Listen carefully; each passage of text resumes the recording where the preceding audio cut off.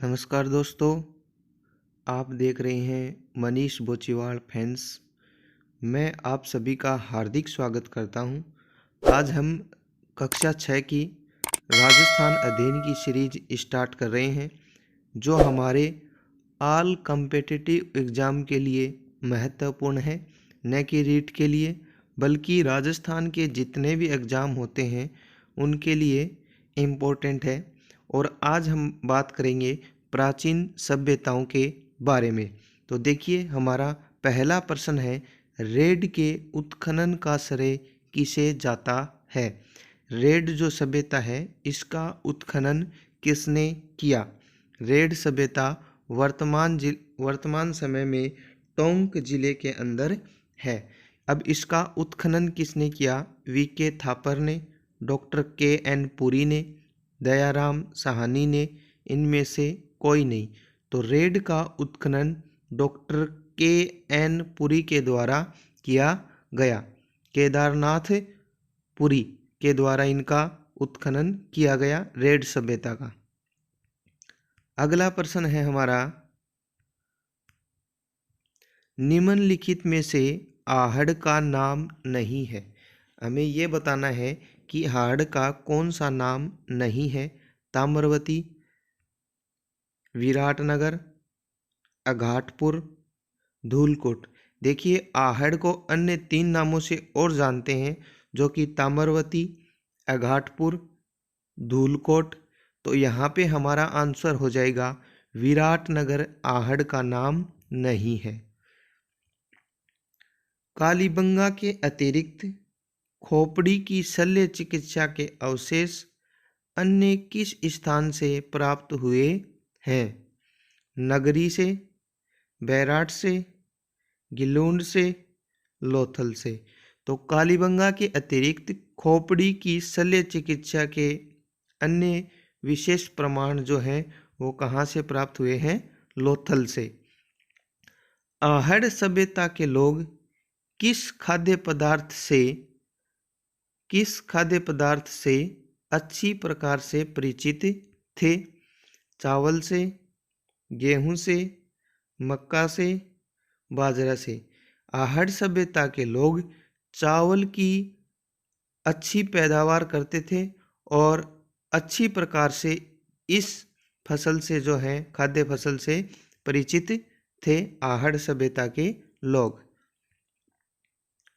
कौन से स्थान से तांबे से निर्मित बैल, खरगोश, पक्षियों की आकृतियां प्राप्त हुई हैं? कौन से स्थान से हमें तांबे से निर्मित बैल, खरगोश और पक्षियों की आकृतियां मिली हैं? कालीबंगा से, बैराट से, लोथल से, बालाथल से। तो यहाँ बैराट से हमें तांबे से निर्मित बैल, खरगोश और पशु पक्षियों की आकृतियां मिली हैं। राज्य की ताम्रयुगीन सभ्यताओं में से एक प्राचीन सभ्यता है। राजस्थान के अंदर जितनी भी ताम्रयुगीन सभ्यताएं हैं उनमें सबसे प्राचीन सभ्यता कौन सी है? गणेश्वर, रंगमहल, रेड, कालीबंगा। तो कालीबंगा है वो सबसे प्राचीन है। कालीबंगा की खोज किसने की थी? अमलानंद घोष के द्वारा की गई थी। एक घर में एक साथ 6 चूल्हे किस प्राकृतिक स्थल से प्राप्त हुए हैं? एक घर में 6 चूल्हों का मतलब है कि वहाँ पे संयुक्त परिवार प्रथा प्रचलन में थी। तो कहाँ से प्राप्त हुए हैं? आहड़ से, बालाथल से, रेड से, बैराट से। तो आहड़ से एक साथ 6 चूल्हे हमें प्राप्त हुए हैं। बैराट से भारत के कौन से राज्य वंश का संबंध था? मौर्य वंश का, गुप्त वंश का, नंद वंश का, शुंग वंश का। बैराट से भारत के मौर्य वंश का संबंध था। सिंधु लिपि किस प्रकार से लिखी जाती थी? बाएं से दाएं, दाएं से बाएं, ऊपर से नीचे, उपयुक्त सभी। तो सेंधव लिपि दाएं से बाएं की ओर लिखी जाती थी। काले रंग के चित्रित पात्रों पर नृत्य मुद्राएं और चिकतेदार हिरण का मिलना कौन सी सभ्यता की विशेषता है? आहड़ की, नोह की, बालाथल की, बैराठ की।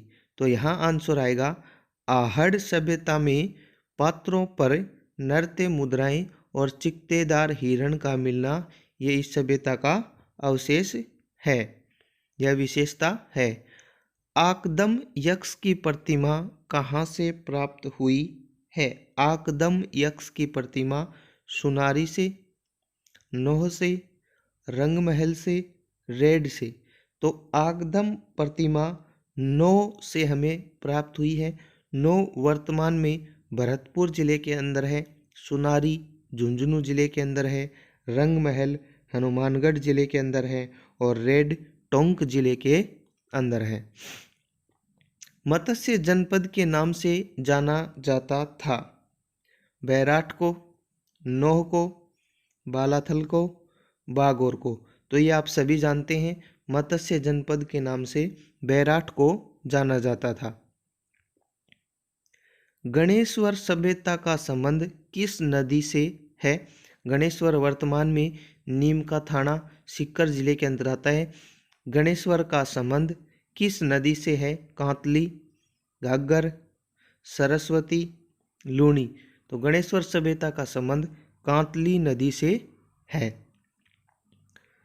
अशोक का शिलालेख कहाँ से प्राप्त हुआ है? आहड़ से, नोह से, बालाथल से, बैराठ से। तो अशोक का शिलालेख हमें बैराठ से प्राप्त हुआ है। राजस्थान की अगर हम बात करें तो अशोक का शिलालेख बैराठ से हमें प्राप्त हुआ है। आज का हमारा अंतिम प्रश्न है, आधुनिक सभ्यताओं का प्रारंभ माना जाता है ताम्रयुगीन सभ्यता को, लोह युगीन सभ्यता को, पाषाण युगीन सभ्यता को, कांस्य युगीन सभ्यता को। आधुनिक सभ्यताओं का प्रारंभ लोह युगीन सभ्यता को माना जाता है। धन्यवाद दोस्तों। अगला पार्ट कल हम डिस्कस करेंगे नई वीडियो के साथ। तब तक आप हमारे चैनल को सब्सक्राइब कर लीजिए और बेल आइकन को ज़रूर प्रेस कर लीजिए ताकि आने वाले वीडियो की नोटिफिकेशन आपको जल्द से जल्द मिल सके। धन्यवाद। जय हिंद, जय भारत।